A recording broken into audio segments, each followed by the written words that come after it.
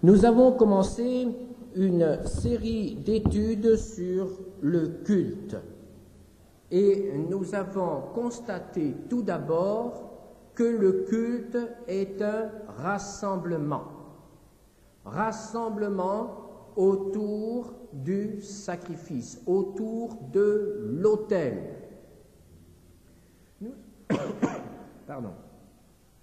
Nous avons vu la dernière fois que dans l'ancienne alliance, dans le culte hébraïque, il y avait deux sortes de sacrifices. Les sacrifices pour le péché, qui avaient pour but d'obtenir le pardon, et les sacrifices de reconnaissance, qui avaient pour but d'exprimer la reconnaissance à Dieu. La dernière fois, nous nous sommes arrêtés à ce sacrifice pour les péchés et nous avons vu que dans l'ancienne alliance, c'était un sacrifice sanglant, il fallait la mort de la victime. Et ces sacrifices de l'ancienne alliance ont tous été accomplis et remplacés par le sacrifice du Seigneur Jésus, qui est mort une fois pour toutes. Son sang est efficace. Nous n'avons plus à apporter de sacrifice. Nous n'avons qu'à demander pardon à Dieu sincèrement de tout notre cœur et demander à Dieu de nous mettre au bénéfice du sang de son Fils bien-aimé. Aussi, le dimanche matin, l'Église n'offre plus de sacrifice, en tout cas pour obtenir le pardon. Cela a été fait une fois pour toutes. Et il y a la deuxième catégorie de sacrifices, celle qui exprime la reconnaissance. Alors cette deuxième catégorie de sacrifices est décrite dans les 3 premiers chapitres du Lévitique. Et la Bible commence par l'Holocauste, continue par l'offrande et termine cette série par le sacrifice d'action de grâce. La Bible commence par le sacrifice le plus complet et nous allons prendre le sens inverse. Nous allons commencer par l'étude du sacrifice d'action de grâce, puis de l'offrande, pour terminer avec le sacrifice le plus complet, le sacrifice total, qui est appelé l'Holocauste. Commençons donc au chapitre 3 du livre du Lévitique. Lévitique 3, versets 1 à 5. Lorsque quelqu'un offrira à l'Éternel un sacrifice d'action de grâce, s'il offre du gros bétail, mâle ou femelle, il l'offrira sans défaut devant l'Éternel. Il posera sa main sur la tête de la victime qu'il égorgera à l'entrée de la tente d'assignation, et les sacrificateurs, fils d'Aaron, répandront le sang sur l'autel tout autour. De ce sacrifice d'action de grâce, il offrira en sacrifice consumé par le feu devant l'Éternel la graisse qui couvre les entrailles et toute celle qui y est attachée. Ce texte commence par le verset suivant.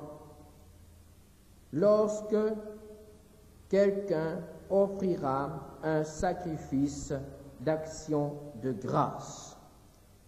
Qu'est-ce qui caractérise ce sacrifice? au chapitre 7, verset 12, où il est encore question de ce sacrifice, nous lisons: si quelqu'un l'offre par reconnaissance. Ce qui caractérise ce sacrifice, c'est la motivation. C'est ce qui pousse l'homme à l'offrir. Et cette motivation, c'est la reconnaissance. Ainsi, Dieu ménage dans le culte qui lui est offert une place pour la reconnaissance. Dieu attend la reconnaissance.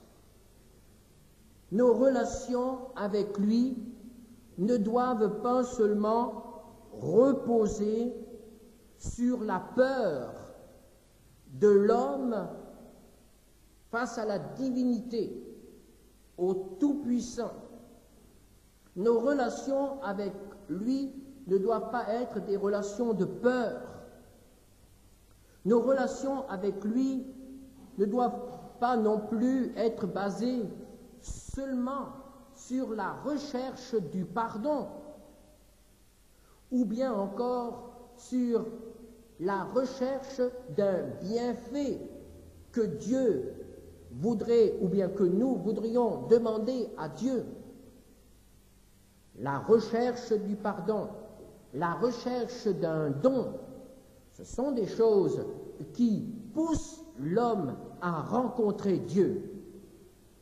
Mais elles ne doivent pas être les seuls motifs qui poussent un homme à rencontrer Dieu. Dieu est prêt à pardonner. Dieu est prêt à bénir, à nous accorder ses bienfaits.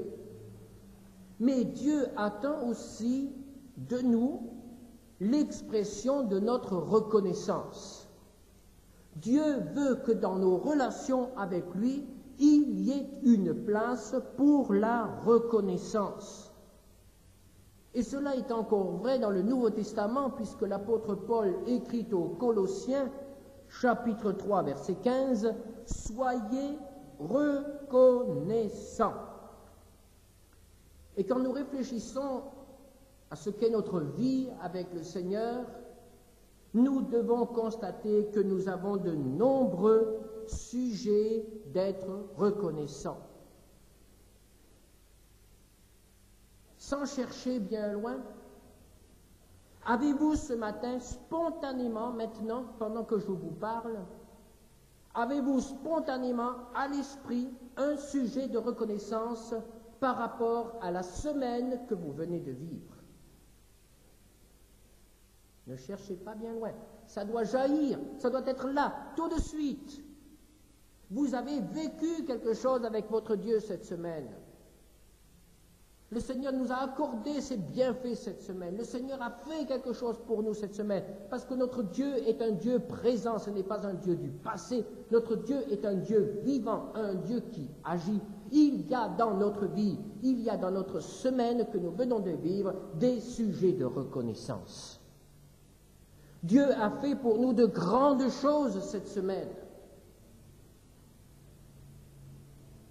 Ça y est, elles sont présentes.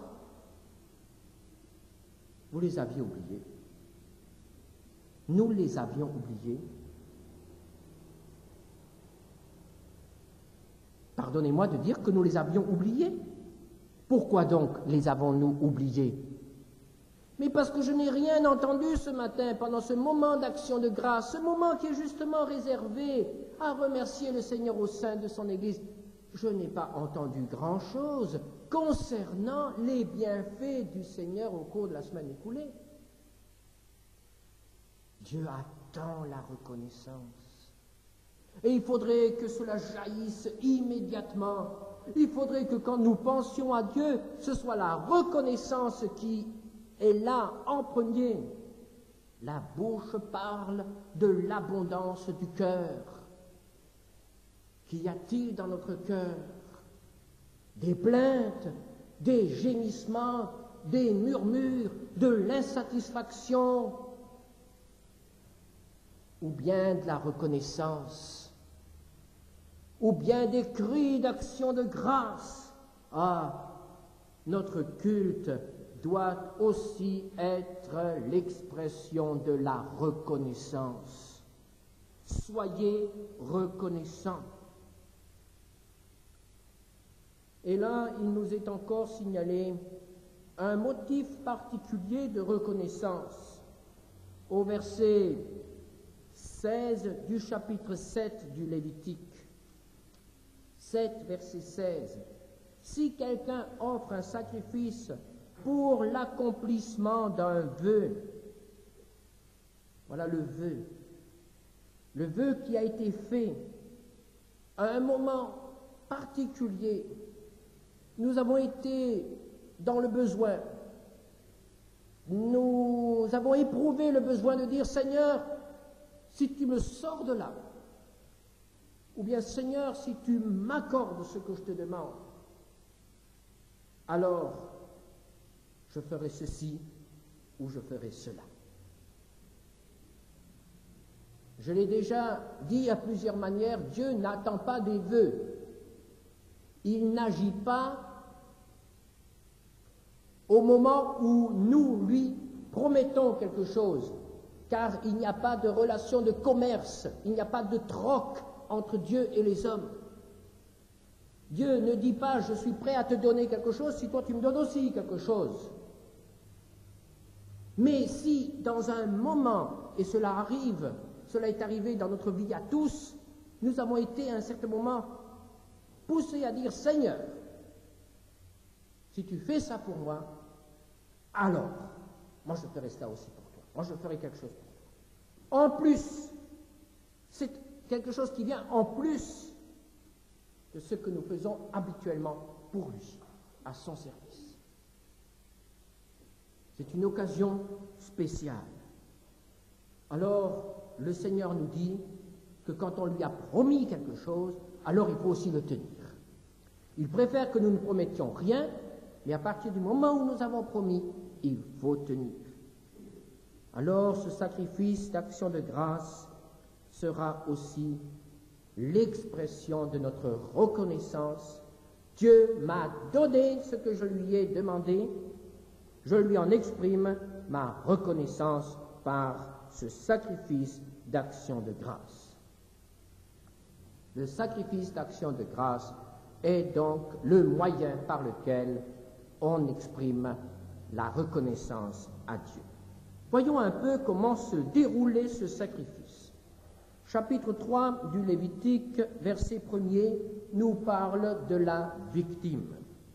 Et là, nous lisons qu'il l'offrira sans défaut devant l'Éternel. Ce que nous offrons à Dieu, ce que nous faisons pour Dieu, doit être irréprochable. Il ne doit pas y avoir de défaut.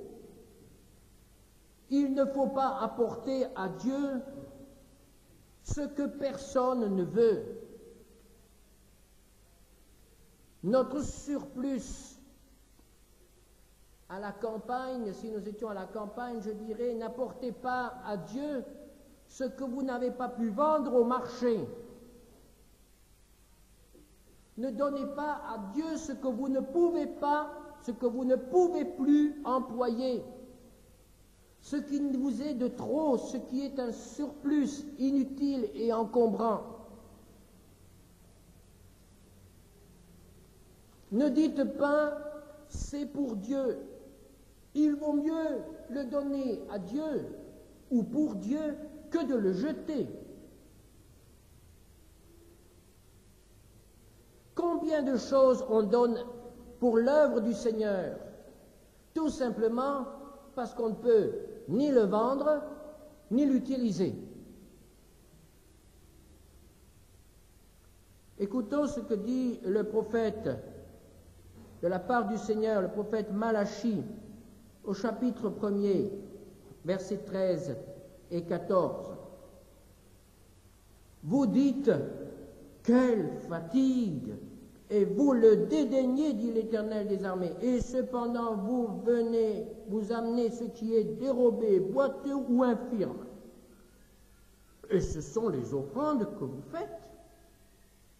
Puis-je les agréer de vos mains, dit l'Éternel?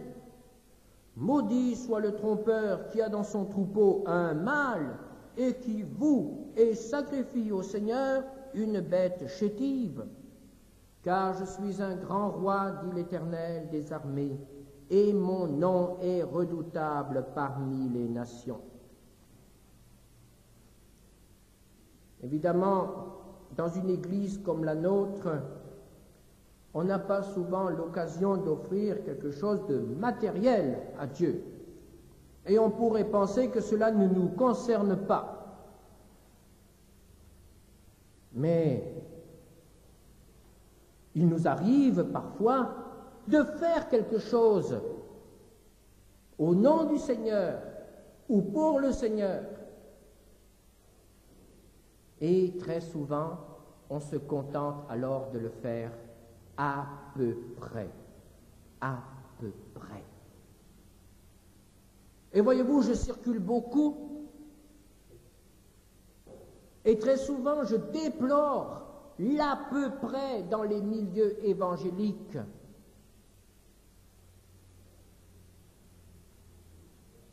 On répare la maison, le lieu du culte, on rafistole, on fait de l'à peu près. On lance un journal, on fait une publication, mais c'est souvent de l'à peu près. Comme la qualité manque dans tout ce que produit l'Église, très souvent, on fait des économies. Le monde ne fait pas d'économies pour certaines choses. Le monde sait faire de belles choses. Alors pourquoi nous contentons-nous de l'à peu près? Pourquoi ne concentrons-nous pas tous nos efforts, toute notre intelligence, notre temps pour faire quelque chose de correct dans l'œuvre de Dieu? Quelque chose qui supporte la comparaison, mais surtout quelque chose qui glorifie Dieu. Le Seigneur Jésus, avant de mourir, pouvait dire à son Père, « J'ai glorifié ton nom ».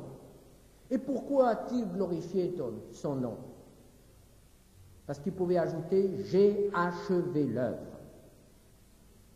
Quand un travail n'est pas complètement achevé, quand il manque encore les raccords, quand il manque la finition, quand il manque tout ce qui fait que l'ouvrage est beau et utile,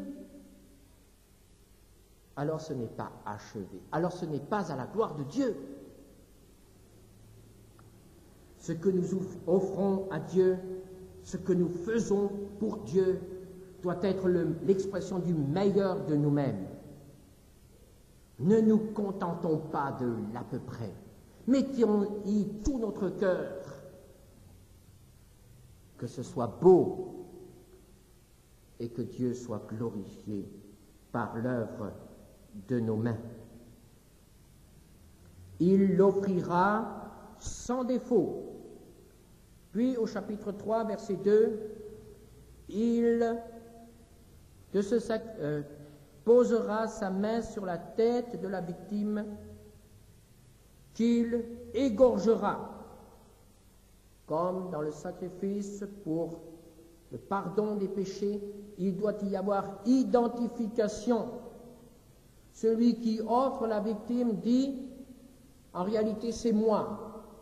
Et il pose sa main sur la tête de la victime et c'est lui-même qui doit l'égorger. C'est lui-même qui doit offrir. C'est lui-même qui doit venir. Dieu exige un engagement personnel. Écoutons au chapitre 7, verset 30. Il apportera de ses propres mains ce qui doit être consumé par le feu. de ses propres mains. C'est lui qui l'apporte, c'est lui qui s'exprime, c'est lui qui s'engage. Voilà ce qu'est le sacrifice d'action de grâce. Quelque chose où l'on s'engage personnellement, quelque chose où l'on est dedans. Qui aura sa part de ce sacrifice? Voici un agneau qui est sacrifié. Alors, il y a une part qui sera brûlée, une part qui sera pour Dieu. Et Dieu ne prend pas grand-chose. Chapitre 3, versets 3 à 5, nous voyons que Dieu prend la graisse, les rognons et le foie, c'est-à-dire ce qui est intérieur. Puis, le sacrificateur recevra quelque chose. Chapitre 7, verset 34. Je prends sur les sacrifices d'action de grâce offerts par les enfants d'Israël la poitrine qu'on agitera de côté et d'autre et l'épaule qu'on présentera par élévation, et je les donne au sacrificateur Aaron et à ses fils par une loi perpétuelle qu'observeront les enfants d'Israël. Le sacrificateur doit donc aussi avoir sa part de la joie, de la reconnaissance de celui qui a fait une expérience avec le Seigneur. Il recevra quelque chose. Et tout le reste, c'est celui qui apporte le sacrifice qui peut en disposer. Il pourra le manger avec sa famille, avec ses amis. Après avoir immolé cet agneau, après avoir donné à Dieu sa part, après avoir donné au sacrificateur sa part, nous voyons qu'il restait presque tout, une très grande part, de ce que cet homme avait apporté à Dieu. Eh bien, il pouvait partir avec, il pouvait repartir avec. Et il pouvait aller le manger avec ses amis et avec sa famille. Qu'est-ce que cela signifie? Mais cela signifie tout simplement que nous sommes les premiers bénéficiaires de tout acte de reconnaissance envers Dieu. Mais quand nous apportons quelque chose à Dieu, cela est imputé à notre compte. En quelque sorte, nous recevons, nous en sommes les bénéficiaires. Nous nous faisons un cadeau à nous-mêmes. Nous recevons quelque chose alors de la part de Dieu. Dieu dit, je pourrais le garder ce que tu me donnes, mais non, tiens, je te le rends, je te bénis avec. Et maintenant, réjouis-toi avec tes amis. Et réjouis-toi dans ta famille. Et c'est pourquoi le sacrifice d'action de grâce est de quelque chose de si important, parce qu'il apportait de la joie dans les familles. Mais il y avait une condition très importante.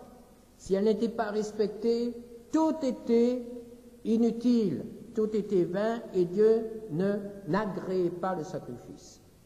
Lévitique 7, versets 15 à 16, la chair du sacrifice de reconnaissance et d'action de grâce sera mangée le jour où il est offert, on n'en laissera rien jusqu'au matin. Si quelqu'un offre un sacrifice pour l'accomplissement d'un vœu ou comme offrande volontaire, la victime sera mangée le jour où il offrira, et ce qui en restera sera mangé le lendemain. Mais il ne devra rien rester le troisième jour. Sinon, ça doit être brûlé. Qu'est-ce que cela signifie? Cela signifie que dans nos relations avec Dieu, il doit y avoir un renouvellement constant. Nous ne pouvons pas vivre aujourd'hui, nous ne pouvons pas vivre maintenant de nos expériences d'il y a 15 jours.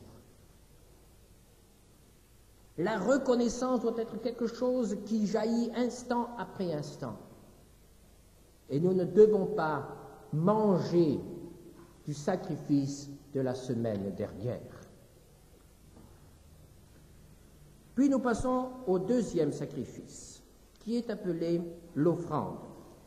Nous avons sa description dans Lévitique chapitre 2, versets 1 à 3. Lorsque quelqu'un fera à l'Éternel une offrande en don, son offrande sera de fleurs de farine, il versera de l'huile dessus et il y ajoutera de l'encens. Il l'apportera au sacrificateur, fils d'Aaron. Le sacrificateur prendra une poignée de cette fleur de farine arrosée d'huile avec tout l'encens et il brûlera cela sur l'autel comme souvenir. C'est une offrande d'une agréable odeur à l'Éternel. Ce qui restera de l'offrande sera pour Aaron et pour ses fils. C'est une chose très sainte parmi les offrandes consumées par le feu devant l'Éternel. Qu'est-ce qui caractérise ce sacrifice? Nous avons au chapitre 2, verset 2 et au chapitre 6, verset 8, le mot « en souvenir ». En souvenir. C'est le sacrifice apporté en souvenir. Et vous avez certainement remarqué tout de suite, rien qu'à entendre ce texte, qu'il s'agit d'un petit sacrifice, une petite chose. Qu'est-ce qui est apporté là? Quelques poignées de farine. Ça, c'est l'offrande. Quelques poignées de farine. C'est un sacrifice non sanglant. Il n'y a pas d'animaux, pas de victimes. La farine. Cette farine peut être crue, elle peut aussi avoir été préparée. Il est question d'un gâteau cuit au four, ou bien d'un gâteau cuit à la poêle, ou encore d'un gâteau cuit sur le grill. Toujours la farine, mais préparée de différentes manières. Donc quelque chose qui n'a pas beaucoup de valeur. Mais lorsqu'on l'offre sous la forme d'un gâteau, on a dû y travailler. C'est quelque chose qui nous a coûté du temps et qui a coûté du travail. Quelque chose de confectionné.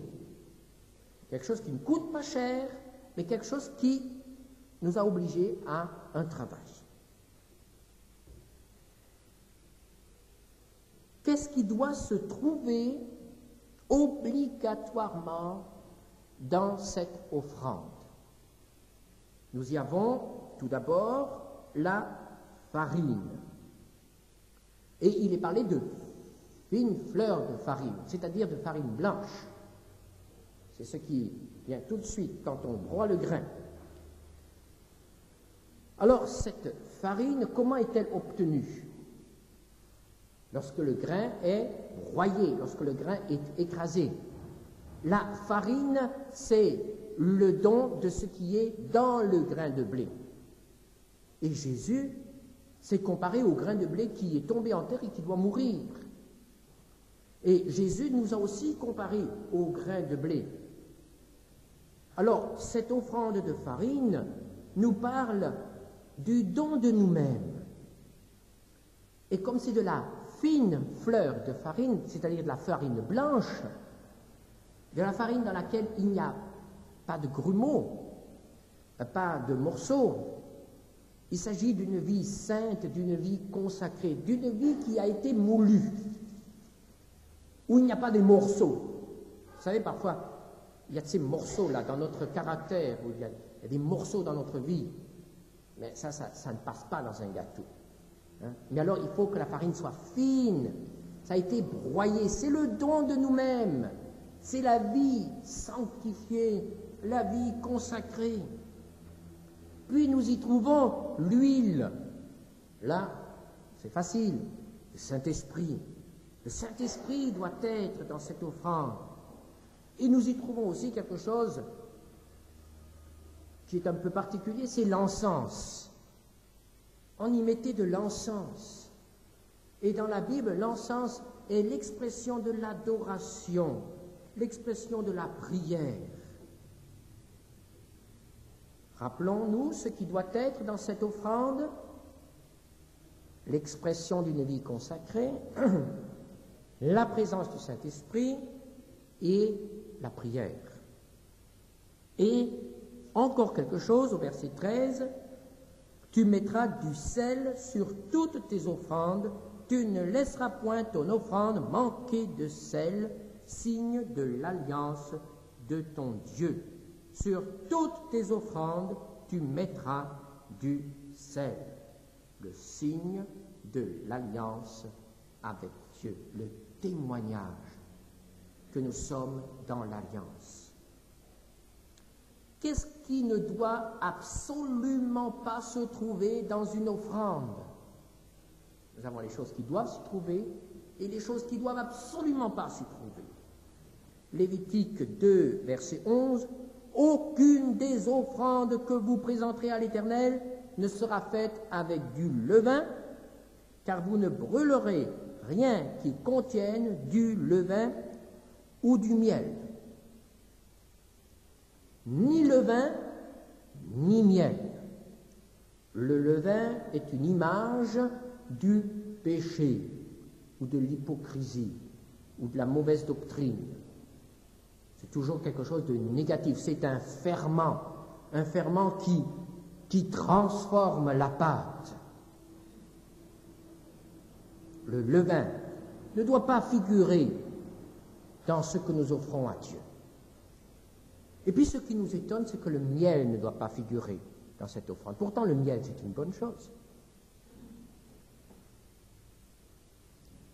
Mais le miel, c'est la douceur excessive. Et même dans la langue française, quand on parle de quelqu'un qui est mielleux, ce n'est pas une qualité. Il faut que dans cette vigueur, dans cette offrande de notre être, il y ait de la vigueur. Il y ait quelque chose qui glorifie Dieu.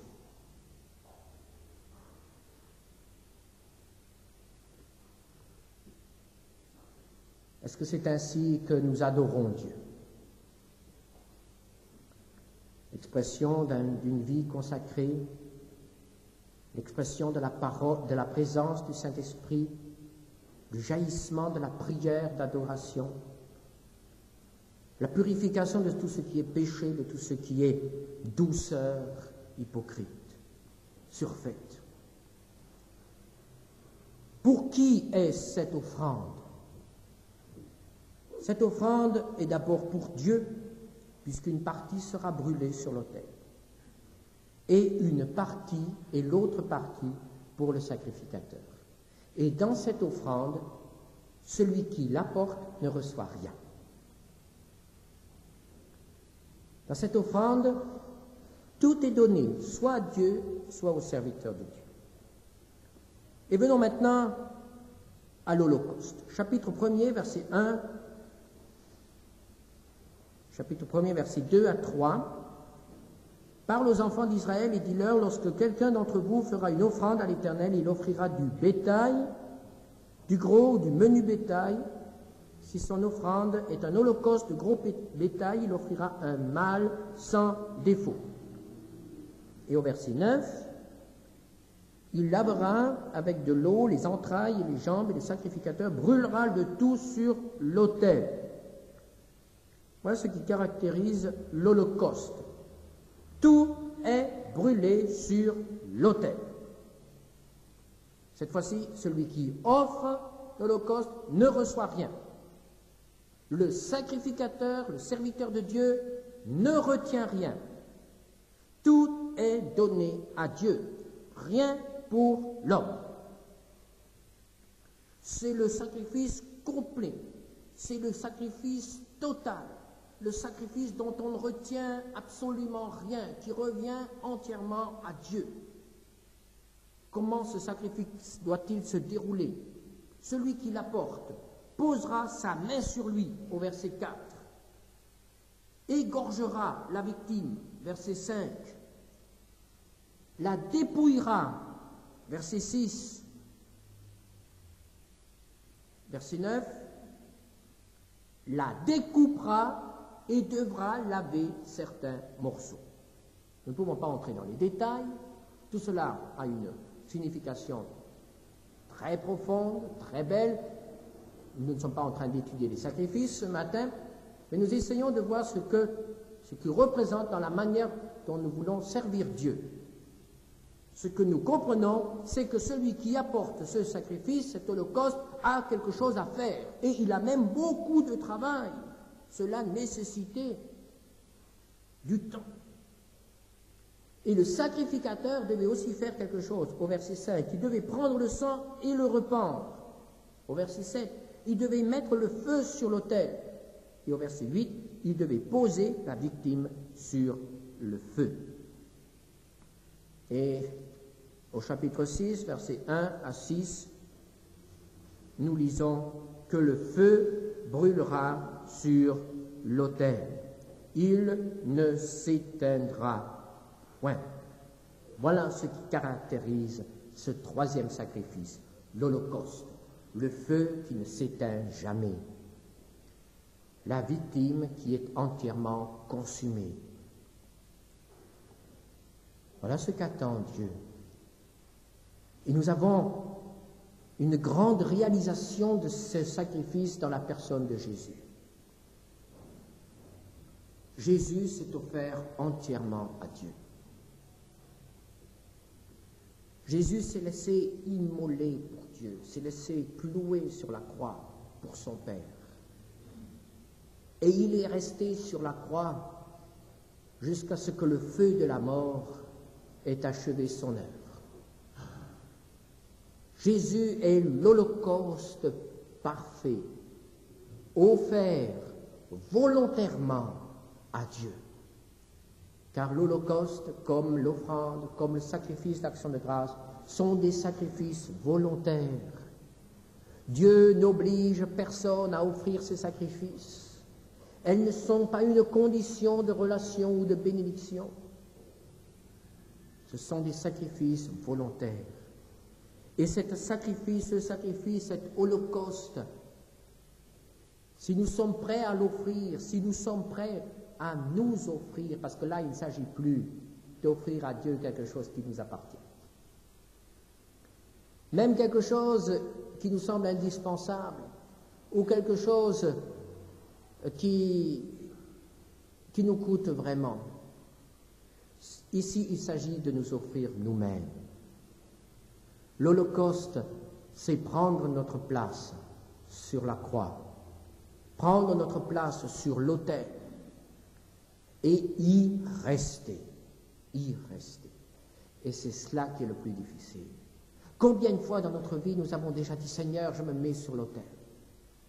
Seigneur, je me consacre à toi entièrement. » Mais il est si difficile d'y rester. Il est si douloureux de rester jusqu'à ce que le sacrifice est entièrement consommé. Et l'apôtre Paul nous dit dans Romains 12 comment nous devons adorer le Seigneur. Romains 12, versets 1 à 2. Je vous exhorte donc, frères, par les compassions de Dieu, à offrir vos corps comme un sacrifice vivant, saint, agréable à Dieu, ce qui sera de votre part un culte raisonnable. Ne vous conformez pas au siècle présent, mais soyez transformés par le renouvellement de l'intelligence, afin que vous discerniez quelle est la volonté de Dieu, ce qui est bon, agréable et parfait. Notre corps pour lui. Nous voulons lui appartenir entièrement. Voilà comment Dieu veut être servi. Voilà le culte qu'il attend de nous. Comment sommes-nous entrés dans ce lieu de culte ce matin? Est-ce que nous y sommes entrés pour lui apporter des sacrifices d'action de grâce, pour lui apporter l'offrande d'une vie vécue pour sa gloire, et surtout pour dire, Seigneur, prends-moi entièrement, fais de moi ce que tu veux, je suis là pour toi. Et c'est dans cet état d'esprit que nous devons nous rassembler chaque dimanche matin pour le culte. Apporter notre reconnaissance à Dieu.